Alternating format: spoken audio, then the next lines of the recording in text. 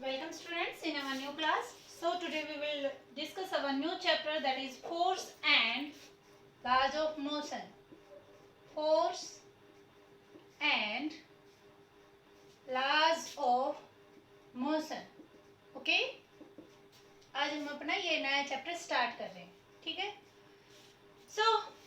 Chapter start करने से पहले हम थोड़ा सा डिस्कशन करेंगे अपने चैप्टर के नाम पर। तो अपने चैप्टर के नाम में जो फर्स्ट वर्ड आता है दैट इज फोर्स। सबसे पहले अपना डिटेल डिस्कशन रहेगा फोर्स के ऊपर कि फोर्स होता क्या है।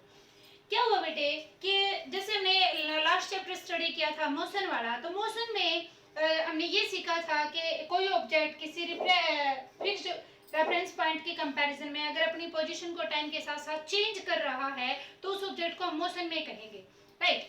अब वो ऑब्जेक्ट मोशन में किस वजह से आया, इस बात का उत्तर अभी उस टाइम तक साइंटिस्ट के पास नहीं था कि कोई ऑब्जेक्ट मोशन में आता है तो वो क्यों आता है। कोई जैसे आपने कोई बॉल है, वो बॉल आपने ऐसे धरती पर फेंकी है तो थोड़ी देर बाद थोड़ी दूर जाने के बाद वो बॉल क्या हो जाती है, स्टॉप हो जाती है। तो वो चलती हुई बॉल रुकी क्यों? ये अगर आपने कोई भी ऑब्जेक्ट मोशन में दिखा है तो वो ऑब्जेक्ट का मोशन में आने का उसके पीछे रीजन क्या है, ये सारी चीजें जो इनके पीछे कौन रिस्पॉन्सिबल है, इन सभी चीजों का आंसर लेने के लिए जो नई क्वांटिटी आई वो क्या आई, फोर्स आई। मीन्स हमने कहा कि कोई ऑब्जेक्ट, चलता हुआ ऑब्जेक्ट अगर रुक जाता है और अगर कोई ऑब्जेक्ट स्टेशनरी है उसको हमने किस में लेके आना है, मोशन में लेके आना है। तो उसको चलते हुए ऑब्जेक्ट को स्टॉप करवाने के लिए और स्टेशनरी ऑब्जेक्ट को मोशन में लाने के लिए हमें उसके ऊपर क्या अप्लाई करना पड़ेगा, फोर्स अप्लाई करना पड़ेगा, right.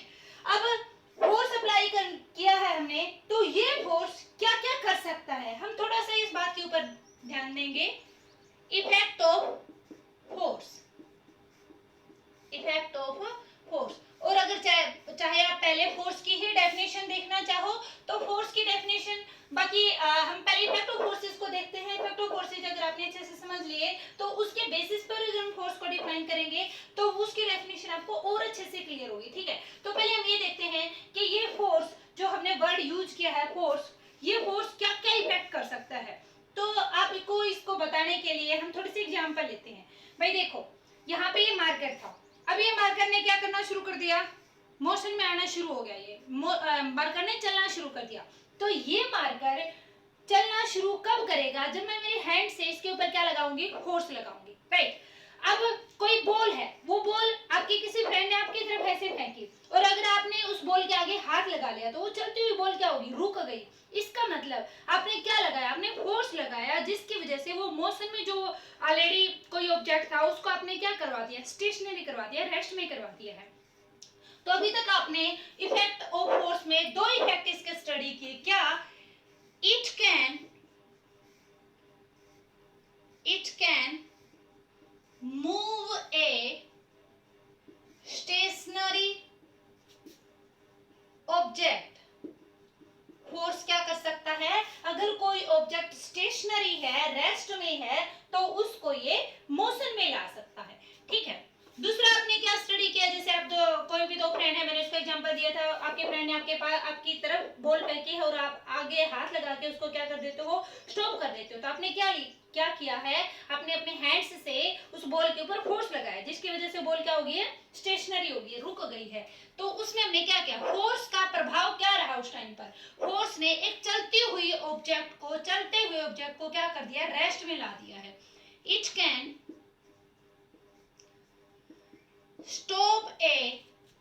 Stop a moving object. Force और क्या कर सकता है, किसी चलते हुए ऑब्जेक्ट को रोक सकता है, ठीक है।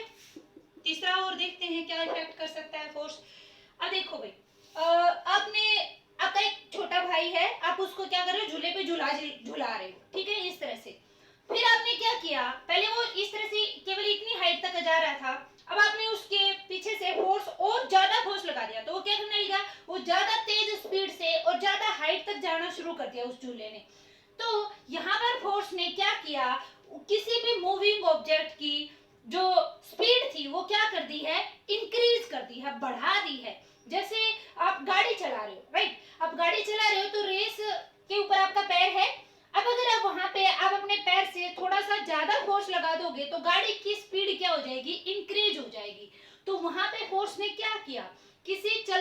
ऑब्जेक्ट को, ऑलरेडी ऑब्जेक्ट मोशन में था, लेकिन फोर्स की वजह से उसकी स्पीड क्या हो गई है, इंक्रीज हो गई है, राइट।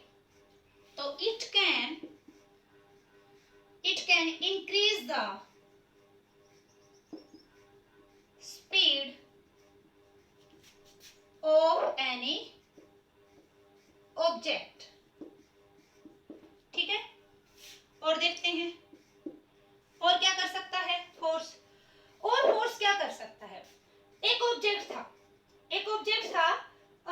जैसे आप क्या कर रहे हो, फुटबॉल खेल रहे हो तो आपका जो आपकी टीम का जो प्लेयर है, उस टीम के आपके प्लेयर ने आपकी तरफ बॉल फेंकी है इस तरह से पैर से, तो आपने क्या किया, उस आते हुए बॉल के ऊपर फिर से आपने किक की और उसको आपने किस डायरेक्शन में चेंज कर दिया, गोल की तरफ चेंज कर दिया है। तो आपने जब अपने पैर से उस बॉल के ऊपर ऐसे किक लगाया, तो किक लगाने से उस बॉल की जो मूविंग डायरेक्शन पहले ऐसी थी, अब कैसे हो गई है, इस डायरेक्शन में हो गई, क्योंकि इस तरफ हमने मान लिया आपका क्या है, गोल करने वाली प्लेस है जहां पे आपको गोल करना है। तो आपने फोर्स लगा के उस मूविंग ऑब्जेक्ट की डायरेक्शन को क्या कर दिया है, चेंज कर दिया है। जैसे और अच्छा एग्जांपल आप लेके चलते हो तो क्रिकेट का एग्जांपल हम लेके चल सकते हैं, बेस्ट एग्जांपल। वहां से बॉलर ने बॉल फेंकी है ऐसे, और जो क्रिकेट वहां पे खेल रहा है, जिसके हाथ में बैट्समैन है, जो बैट्समैन है वो बैट से उस बॉल पे क्या करता है, फोर्स अप्लाई करता है। तो बॉल आ रही थी पहले इस डायरेक्शन में, जब बैट्समैन ने उस बॉल पे बैट को हिट किया तो उस आते हुए बॉल की डायरेक्शन ये थी, लेकिन बैट्स के साथ स्ट्राइक होने के बाद उसकी डायरेक्शन क्या हो जाती है, चेंज हो जाती है, ठीक है। तो यहाँ पे हमने क्या सीखा, फोर्स का और क्या प्रभाव हो सकता है, it can change the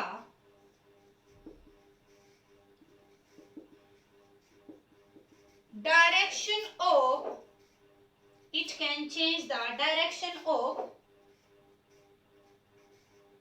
any object, direction of any moving object।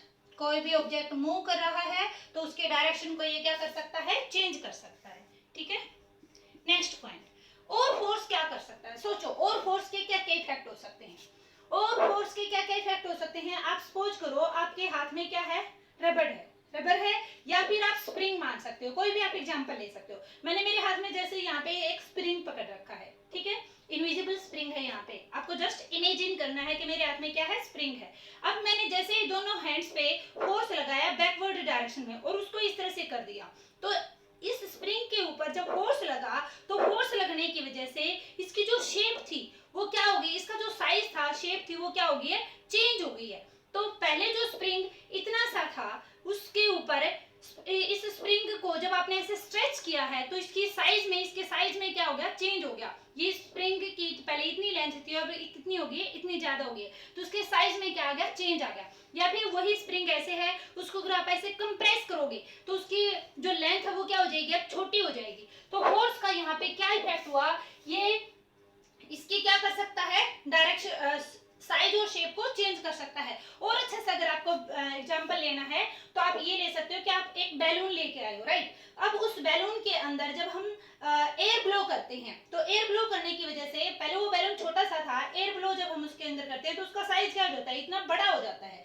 तो उसकी शेप और साइज में क्या आ गया, चेंज आ गया। किस वजह से है, क्योंकि उसके अंदर जो हमने एयर डाली है वो एयर उसके ऊपर क्या लगा रही है, फोर्स लगा रही है, ठीक है। तो यहाँ पे आप क्या पॉइंट बना सकते हो, it can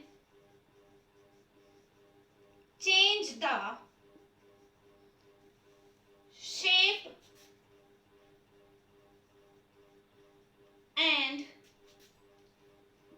size of any object, ठीक है।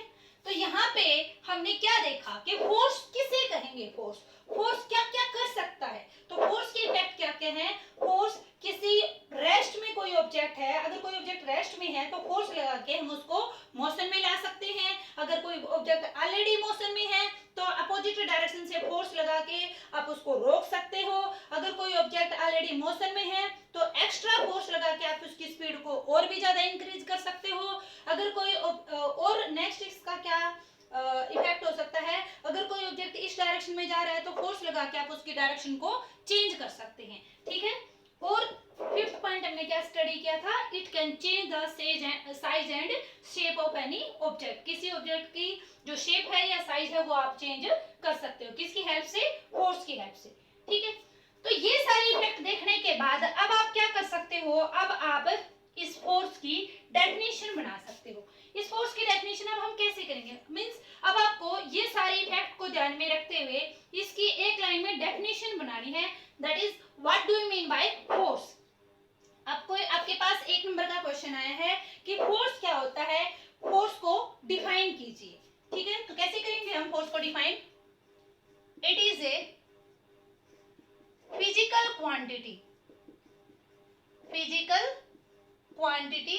अब आपको याद होगा ना बेटे, फिजिकल क्वांटिटी किन्हें कहते थे हम, फिजिकल क्वांटिटी वो थी ऐसी क्वांटिटी जिनको आप मेजर कर सकते हो, जैसे हैप्पीनेस है, सैड है, फ्रेंडशिप है, लव है, हेटनेस है, इन सभी को आप मेजर नहीं कर सकते। लेकिन जैसे शुगर है, जैसे मास है, टाइम है, लेंथ है, इन सभी चीजों को आप मेजर कर सकते हो। तो ये तो फिजिकल क्वांटिटी की टाइप होगी, मास, लेंथ, टाइम, टेम्परेचर, करंट, ये सारी क्या है, फिजिकल क्वांटिटी की टाइप है। लेकिन कोई उदास है, कोई गुस्से में है, कोई परेशान है, किसी की अपने फ्रेंड्स के साथ कितनी फ्रेंडशिप है, ये सारी क्वांटिटी को आप मेजर नहीं कर सकते, तो उन्हें हम फिजिकल क्वांटिटी नहीं कह सकते। ठीक है, तो अब हम फोर्स को डिफाइन कर रहे थे, इन सभी इफेक्ट्स को ध्यान में रखते हुए आप फोर्स की एक डेफिनेशन बनाएंगे, क्या, it is a physical quantity which can change और try to change the position of any object, position, shape and size of any object। ठीक है, या तो किसी ऑब्जेक्ट की पोजीशन को वो चेंज कर देगा या चेंज करने की कोशिश करेगा। कैसे, जैसे मैंने क्या कहा, एक स्टूडेंट था मेरे क्लास का, मैंने कहा बेटा राम इधर आओ और आप है ना धक्का लगा के इस दीवार को ना गिरा के दिखाओ। तो एक ओबीडियंट स्टूडेंट है राम, वो उठ के आया, जैसे मैंने बोला उठ के आया और उसने जोर जोर से यहाँ पे फोर्स लगाया ताकि वो इस दीवार को गिरा सके। लेकिन क्या वो दीवार उसके धक्का लगाने से गिर जाएगी, नहीं गिरी। तो क्या हम ये कह सकते हैं कि उसने फोर्स नहीं लगाया, नहीं, उसने फोर्स लगाया, बट ये डिपेंड करता है कि अपोजिट डायरेक्शन से फोर्स कितना मिल पा रहा है। अगर उसके द्वारा लगाया गया फोर्स ज्यादा होगा तो वो ऑब्जेक्ट वहां से मूव कर सकता है, पर जरूरी नहीं हमेशा कि आप फोर्स लगाओ और वो जो जिस ऑब्जेक्ट पे आप फोर्स लगा रहे हो वो मोशन में ही आ जाए, ऐसा जरूरी नहीं है। तो फोर्स क्या है, किसी ऑब्जेक्ट की पोजीशन को या तो चेंज कर सकता है या चेंज करने की कोशिश कर सकता है। ठीक है, उसके साइज और शेप को भी या तो चेंज कर सकता है या चेंज करने की कोशिश कर सकता है। ठीक है, ओके, अब आपने और क्या स्टडी किया था, ये तो होगी इसकी डेफिनेशन। और क्या स्टडी किया था, और हमने ये देखा था फिजिकल क्वांटिटी का अगर जिक्र करें तो फिजिकल क्वांटिटी में आपने फिजिकल क्वांटिटी की टाइप स्टडी की थी। उन टाइप्स में आपने क्या स्टडी किया था कि फिजिकल क्वांटिटी कितने टाइप की होती हैं, दो टाइप की होती हैं, स्केलर और वेक्टर। तो वेक्टर क्वांटिटी किन्हें कहा था, ऐसी क्वांटिटी जिनके पास मैग्नीट्यूड और डायरेक्शन दोनों होती हैं। और स्केलर क्वांटिटी कौन सी होती थी, जिनके पास केवल और केवल मैग्नीट्यूड होता है। तो फोर्स किस टाइप का क्वांटिटी है, it is a vector quantity. ये कैसी क्वांटिटी है, वेक्टर क्वांटिटी है, राइट।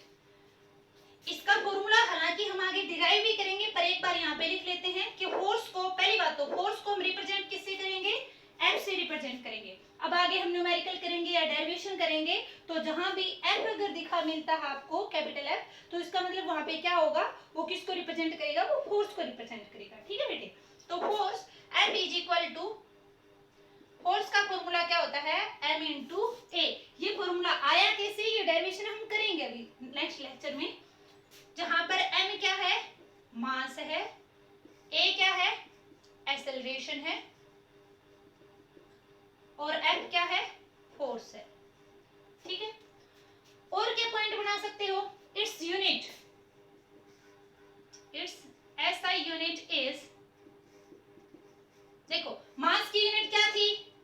किलोग्राम, एक्सेलरेशन की मीटर पर सेकंड स्क्वायर, तो इसकी यूनिट क्या होगी? किलोग्राम मीटर पर सेकंड स्क्वायर। और ऐसा यूनिट नहीं कह सकते, ऐसा यूनिट तो इसकी क्या है? न्यूटन है। इसकी यूनिट आप किलोग्राम मीटर पर सेकंड भी कह सकते हो, और क्या कह सकते हो? न्यूटन। क्या कह सकते हो? न्यूटन। इसकी 1 किलोग्राम पर मीटर सेकंड स्क्वायर, जब 1 न्यूटन फोर्स किसे कहेंगे? चलो हम यहीं पे डिफाइन कर देते हैं एक बार। जैसे आपने फोर्स की यूनिट मैंने क्या बताई? कितनी होती है बेटा? 1 न्यूटन होती है, राइट। और मास 1 न्यूटन फोर्स कब होगा? जब 1 किलोग्राम फोर्स, 1 किलोग्राम मास किस एक्सेलरेशन के साथ एक्सेलरेट हो रहा हो? 1 मीटर पर सेकंड स्क्वायर के साथ एक्सेलरेट हो रहा होगा, तो हम कहेंगे उस टाइम पर उस ऑब्जेक्ट के ऊपर कितना फोर्स लग रहा है? 1 न्यूटन फोर्स लग रहा है। 1 Newton is that much amount of force when an object having mass 1 kg is moving with a acceleration of 1 meter per second square. 1 Newton force कौन सा फोर्स होता है? 1 न्यूटन फोर्स वो फोर्स होता है जब कोई ऑब्जेक्ट जिसका मास 1 किलोग्राम है और वो एक्सेलरेट हो रहा है, मूव कर रहा है, किस एक्सेलरेशन के साथ? 1 मीटर पर सेकंड स्क्वायर एक्सेलरेशन के साथ। ठीक है, ओके। उसके बाद हम डिस्कस करते हैं टाइप्स ऑफ फोर्स पे। तो ये तो था फोर्स के बारे में थोड़ी सी जानकारी। नेक्स्ट प्रोसीड करते हैं।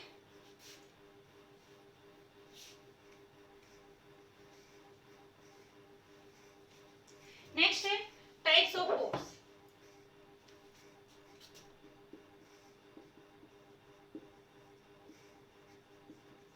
फोर्स कितने टाइप का होता है? तो फोर्स हम लेके चलेंगे बेटा 2 टाइप के, balanced and unbalanced. Balanced and unbalanced force. Balanced force किसे कहेंगे? देखो भी, ये मार्कर था, ठीक है, ये मार्कर है, मैंने मेरे इस हाथ से 5 न्यूटन फोर्स लगाया और इस हाथ से भी कितना लगाया? 5 न्यूटन फोर्स लगाया। तो ये मार्कर आपको क्या लगता है, क्या मूव कर पाएगा? हिलेगा किसी डायरेक्शन में? नहीं। 5 न्यूटन फोर्स इधर से लगा रही हूँ, 5 न्यूटन फोर्स इधर से लगा रही हूँ। न्यूटन पता है ना क्या है? फोर्स को मेजर करने की यूनिट है। जैसे आप राइस लेके आते हो, कितने किलो राइस लेके आए? 5 kg राइस लेके आए। इस क्लास को चलते चलते कितनी देर होगी? 1 आवर हो गया। तो टाइम को मेजरमेंट करने के लिए जैसे आर यूनिट है, और जैसे राइस को, मास को आप किलोग्राम में मेजर कर रहे हो, उसी तरह से फोर्स को किस में मेजर करते हैं? न्यूटन में मेजर करते हैं। तो इस मार्कर के ऊपर मैंने 5 न्यूटन फोर्स इधर से लगाया, 5 न्यूटन फोर्स इधर से लगाया, तो क्या ये मार्कर कहीं पे हिलेगा? नहीं जा सकता, क्योंकि अर्थ इसको एक्सेलरेशन ड्यू टू ग्रेविटी से नीचे खींच रही है और इसकी जो रिएक्शन है वो क्या जा रही है? अपवर्ड डायरेक्शन में। तो हर तरफ से इस मार्कर के ऊपर लगने वाले हर तरफ से जो फोर्स हैं वो क्या है? बराबर अगर हैं, तो ये मार्कर अपनी किसी भी डायरेक्शन में मोशन नहीं कर सकता। मीन्स ये एक ऑब्जेक्ट था, इसके ऊपर मैंने 5 न्यूटन फोर्स इस डायरेक्शन से लगाया है और 5 न्यूटन फोर्स इस डायरेक्शन से लगाया है, तो ये ऑब्जेक्ट इस डायरेक्शन में मूव नहीं कर सकता, लेफ्ट राइट नहीं जा सकता। लेकिन अगर मैं 5 न्यूटन फोर्स इधर से लगा दूं और 5 न्यूटन फोर्स इधर से लगा दिया, तो अब ये लेफ्ट राइट या अप एंड डाउन किसी भी डायरेक्शन में मूव नहीं कर सकता। तो ये बैलेंस्ड फोर्स का एग्जांपल होगा। बैलेंस मतलब सारे एक दूसरे को कैंसिल आउट कर रहे हैं, मींस ऑब्जेक्ट मोशन में नहीं आ सकता, ऑब्जेक्ट मोशन में नहीं आ सकता। ठीक है, अब मोशन में तो आ नहीं रहा है, तो क्या ये मोशन में न आने की वजह से इसके अंदर और कुछ भी चेंज नहीं आ सकता? क्या और चेंज आ सकता है? कैसे? अगर ये ऑब्जेक्ट जो है फ्लेक्सिबल टाइप है, मींस ज्यादा सॉलिड नहीं है, ज्यादा मजबूत नहीं कह सकते अगर आप इसको, तो 5 न्यूटन फोर्स से आपने इसको इस तरह इस डायरेक्शन में दबाया तो ये यहाँ से दब गया। उसी तरह से यहाँ से भी 5 न्यूटन किया तो ये और ये, तो ये अपनी शेप को क्या कर सकता है? चेंज कर सकता है।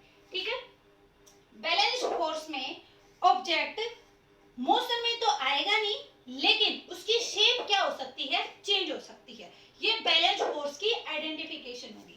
अब चलते हैं अनबैलेंस्ड फोर्स। अनबैलेंस्ड फोर्स में क्या होता है बेटा, जब एक डायरेक्शन से तो मैंने लगा दिया जैसे 10 न्यूटन फोर्स और इस डायरेक्शन से लगाया 2 न्यूटन फोर्स, इसको आप और अच्छे से अगर डेली लाइफ से कोरिलेट करना चाहो तो आप इसको ये देख सकते हो, रस्साकसी का गेम नहीं होता है, एक रस्सी पकड़ ली, यहाँ से 10% इसको खींच रहे हैं, उधर से केवल 2% है, तो डेफिनेटली 10% जो है जो इधर खींच रहे हैं वो उस पर क्या लगाएंगे, ज्यादा फोर्स लगाएंगे और वो उस रस्सी को अपनी तरफ खींच के ले जाएंगे। तो 10 न्यूटन फोर्स तो इधर लग रहा है, 2 न्यूटन फोर्स इधर लग रहा है, तो इस ऑब्जेक्ट के ऊपर एक डायरेक्शन के अंदर 2 न्यूटन फोर्स तो चलो कैंसिल आउट हो गया, 8 न्यूटन तो भारी रहेगा ना इधर से, तो ये इसको क्या कर देगा, इस पार्टिकुलर डायरेक्शन में मूव करने के लिए मजबूर कर देगा इसको, ठीक है। तो अनबैलेंस्ड फोर्स में क्या होता है, अनबैलेंस्ड फोर्स में जो हमारा नेट फोर्स होता है उसकी कुछ न कुछ वैल्यू आती है, जिसकी वजह से ऑब्जेक्ट किसी भी डायरेक्शन में मूव करेगा जिस डायरेक्शन में अपना नेट फोर्स होगा, ठीक है। तो ये था बैलेंस फोर्स और ये है अनबैलेंस फोर्स। बैलेंस फोर्स में आप क्या कहोगे, हर डायरेक्शन से किसी ऑब्जेक्ट के ऊपर लगने वाला फोर्स जब बराबर हो तो वो बैलेंस फोर्स का केस होगा, और जब दोनों तरफ से या हर तरफ से अगर आप कहो किसी भी डायरेक्शन से, चलो अब देखो यहाँ से हमने मान लिया 5 न्यूटन है, 5 न्यूटन है, अब ये फोर्स तो एक दूसरे से कैंसिल आउट हो गए, ऊपर नीचे तो नहीं जाएगा लेकिन ये इस डायरेक्शन में चल सकता है ना, तो ये क्या हो गया, अनबैलेंस फोर्स का एग्जाम्पल हो गया बेटी, ठीक है। तो ये था आज हमने डिस्कस किया फोर्स क्या होता है, फोर्स के बारे में ये सारी बातें आपको पता होनी चाहिए, और फोर्स के इफेक्ट क्या क्या होते हैं और फोर्स की टाइप क्या क्या है, ठीक है। Next topic we will discuss in the next class. Thank you very much.